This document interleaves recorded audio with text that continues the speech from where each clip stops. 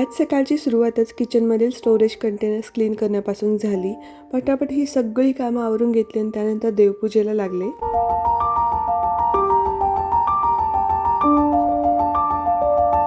इव्हनिंगला दिवाबत्ती केली आणि राजनंदिनीचं दुपारी हे पार्सल आलं होतं. फर्स्ट क्रायवरून मी तिला जवळजवळ एक 10-12 ड्रेस ऑर्डर केले होते.